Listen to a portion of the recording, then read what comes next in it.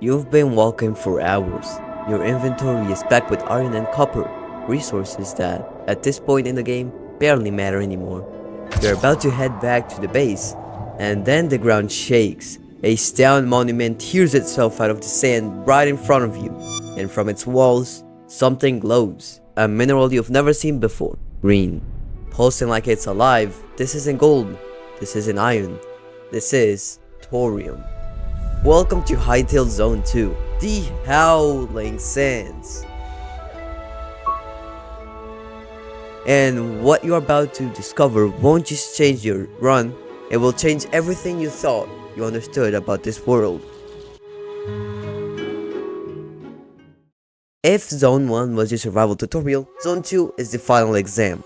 Hytale doesn't hold your hand here, it drops you into an ecosystem engineered to be beautiful and lethal at the same time.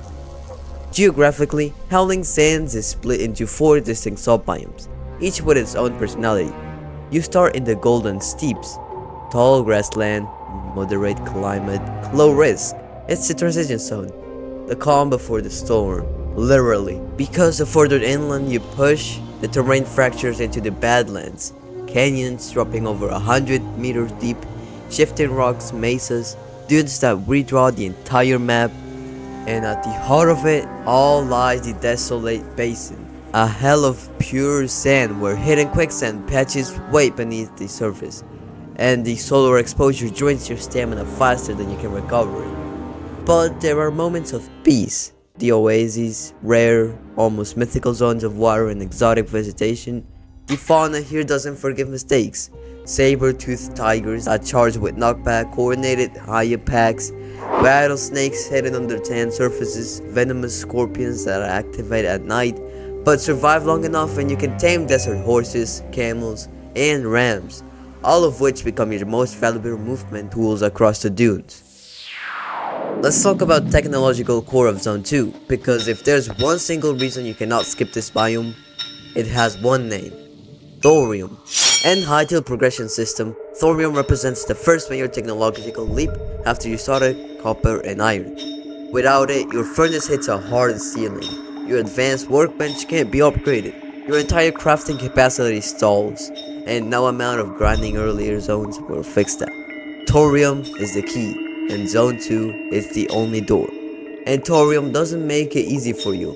It lives in the deepest layers of sandstone caverns, and along the sheer vertical walls of Badlands canyons, which means to farm it reliably, you have to push into the most dangerous terrain the zone has to offer. Beyond thorium, the Badlands serve as the game's primary mid-game gold resource, essential for jewelry crafting and alchemist components.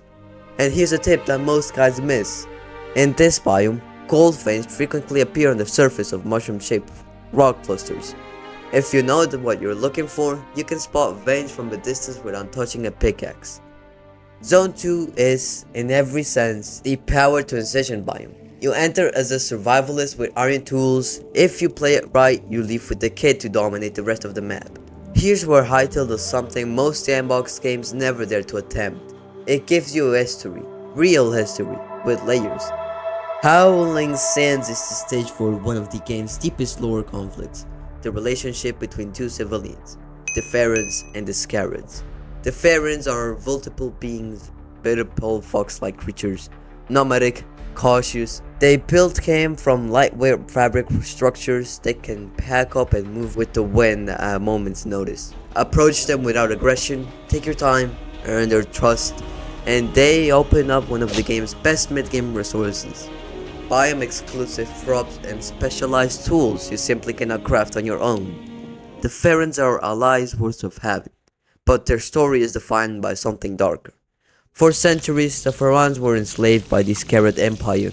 The Scarids are an insectoid race organized through a hive mind. They construct massive ziggurats and stone spines that dominate the skyline like desert skyscrapers. And inside those structures, they run silk and chitin laboratories of brutal sophistication. On the surface, they read as a straightforward hostile faction. You fight them, you raid their structures, you move on, until you start finding the evidence. And this is the moment that stops player cold. Scattered across the oldest ruins in Zone 2, The structures buried deepest, the one with most players never reach. There are gold statues, ornate decorations, and fragments of technology that the current scarred population appears completely unable to replicate. The game's internal archives, the one the data mining community has been dissecting with surgical precision, point towards a theory the developers have never officially confirmed. The Scarabs you're fighting are degraded descendants, derivatives of a civilization that was, at some point in Orbis history, radically more advanced, organized around a figure that internal files simply called the Scarab Empress. What happened to the primordial empire? Was it war? Internal collapse? Is it connected to the enslavement of the pharaohs? Those questions don't have answers yet, and that, from a native design standpoint, is pure genius. Hytale has been building a layered lore system for years, and Zone 2 is one of its foundation pillars, a mystery that deepens the further you dig. Everything in Zone 2 is building towards two encounters that determine whether your current build is viable, or whether you need to go back and rethink everything. First, the Sand-Swept Golem, an upgraded version of the stone golem that guards the desert temples. Its attacks are telegraph and carry massive impact damage, and the area of effect on its ground slams the sand around it into soft terrain, where you lose movement speed. Counter is simple in theory and brutal in practice. Read its animations and never stand still for more than 2 seconds at a time. Second, and this is the actual progression checkpoint of the zone, is the Scarab Blood Mother. She's located at the deepest point of the most complex hive structure in the zone. She doesn't move from the center of her chamber, and that's precisely what makes her terrifying. She doesn't need to move, she controls the entire room from one position. The Blood Mother continuously spawns larvae from egg sacs distributed across the chamber wall, and fires arcing venom projectiles that cover up to 3/4 of the available floor space simultaneously. There is no safe corner, there is no hiding.